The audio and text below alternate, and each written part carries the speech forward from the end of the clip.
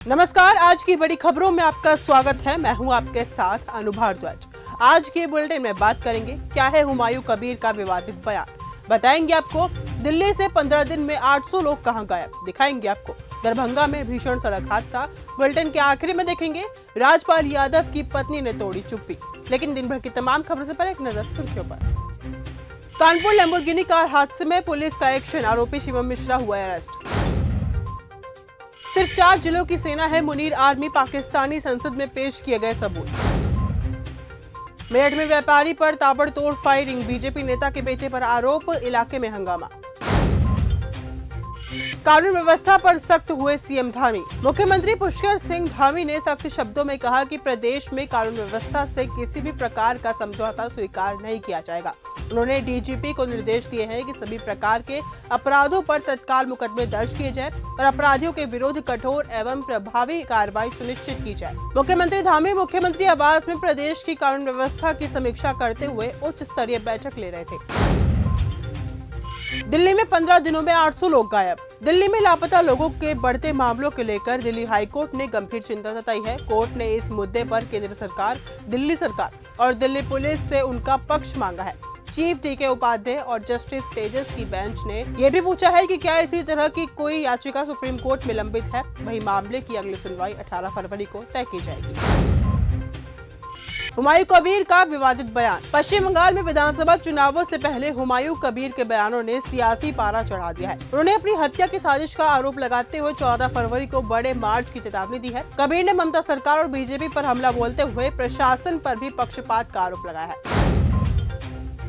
रिजिजू ने विपक्ष के हंगामे का जारी किया वीडियो। केंद्रीय संसदीय मामलों के मंत्री किरण रिजिजू ने लोकसभा स्पीकर के चैम्बर में हंगामे के मामले से जुड़ा हुआ वीडियो जारी किया है। उन्होंने कहा कि स्पीकर के कमरे में कांग्रेस सांसदों ने अवैध रूप से वीडियो क्लिप बनाया, जिसमें 20 से 25 कांग्रेस सांसद लोकसभा स्पीकर के चैम्बर में घुसकर उनको अपशब्द कह रहे थे और प्रधानमंत्री मोदी को धमकी दे रहे हैं।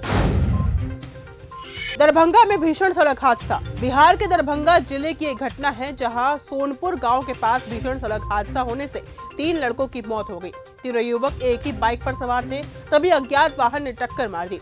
गंभीर रूप से घायल युवकों को अस्पताल ले जाया गया, जहां डॉक्टरों ने उन्हें मृत घोषित कर दिया। एनसीपी नेता एकनाथ खड़से के खिलाफ केस दर्ज। महाराष्ट्र की सियासत में एक बार फिर हलचल मच चुकी है। राष्ट्रवादी कांग्रेस के वरिष्ठ नेता एकनाथ खड़से के खिलाफ सावदा पुलिस थाने में मामला दर्ज किया गया है। ये मामला गौड़ खनिज चोरी के एक प्रकरण से जुड़ा हुआ बताया जा रहा है।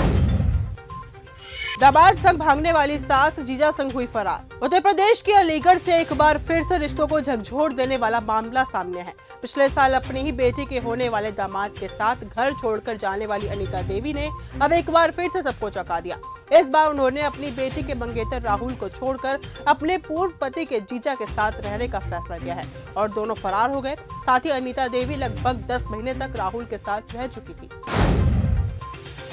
सऊदी अरब में मुजफ्फरनगर के युवक ने की आत्महत्या। उत्तर प्रदेश के मुजफ्फरनगर निवासी साजिद नामक युवक ने बीती 4 फरवरी को सऊदी अरब में फांसी लगाकर आत्महत्या कर ली। घटना उस वक्त हुई जब साजिद अपनी पत्नी गुल अफशा से वीडियो कॉल पर बात कर रहा था। इसी बीच दोनों के बीच किसी बात पर बहस हो गई और साजिद ने आत्महत्या कर ली। इस घटना के बाद परिजनों में कोहराम मचा हुआ है।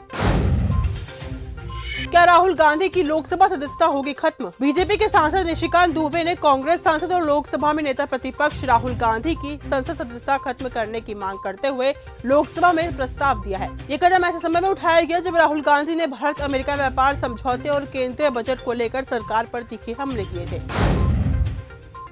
लाल किला ब्लास्ट में जैश का हाथ। यूएनएससी की 1267 प्रतिबंध निगरानी समिति की नई रिपोर्ट में पाकिस्तान को लेकर बड़ा खुलासा हुआ है। इस रिपोर्ट में साफ तौर पर दर्ज किया गया है कि पाकिस्तान में मौजूद आतंकी संगठन जैश-ए-मोहम्मद का दिल्ली के ऐतिहासिक लाल किले पर हुए आतंकी हमले से सीधा संबंध था।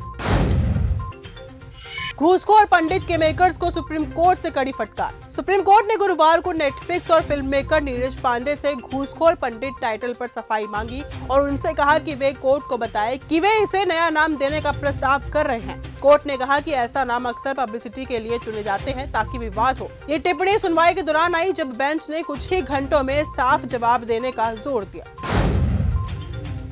राजपाल यादव की पत्नी ने तोड़ी चुप्पी। Bollywood actor Rajpal Yadav cheque bounce मामले में तिहाड़ जेल में है। एक्टर ने खुद ही कर्ज न चुका पाने के चलते सरेंडर किया था। इसी के बाद से एक्टर खूब सुर्खियों में है, जिसके बाद इंडस्ट्री से उन्हें सहायता मिलना भी शुरू हो गया है।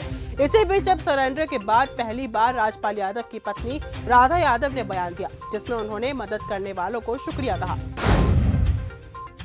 तुर्की की संसद में मारपीट। तुर्की की संसद में बुधवार यानी कि 11 फरवरी को उस समय जोरदार हंगामा हो गया जब सांसदों के बीच हाथापाई की नौबत आ गई। राष्ट्रपति एर्दोगन की कैबिनेट में किए गए फेरबदल को लेकर सत्ता पक्ष और विपक्ष आमने सामने आ गए। बांग्लादेश में चुनाव के साथ जनमत संग्रह। बांग्लादेश में आम चुनाव के साथ जुलाई चार्टर पर जनमत संग्रह भी हो रहा है। अगर चार्टर पास हो जाता है तो कई बड़े बदलाव लागू होंगे। कहा जा रहा है कि ये फैसला देश के लोकतांत्रिक ढांचे की दिशा भी तय कर सकता है। राष्ट्रपति ट्रंप को लेकर हुई घर में तीखी बहस। टेक्सास में 23 वर्षीय ब्रिटिश महिला लूसी हैरिसन की अपने पिता से डोनाल्ड ट्रंप को लेकर हुई तीखी बहस के बाद गोली लगने से मौत हो गई। पिता ने गोली चलाने की बात स्वीकार की। इसके बाद पुलिस ने मामले की जांच गैर इरादतन हत्या के एंगल से की है। तो फिलहाल आज के इस बुलेटिन में सिर्फ इतना ही। देश और दुनिया की तमाम खबरों के साथ ऐसे ही जुड़े रहने के लिए देखते रहिए न्यूज़ गंगा। नमस्कार।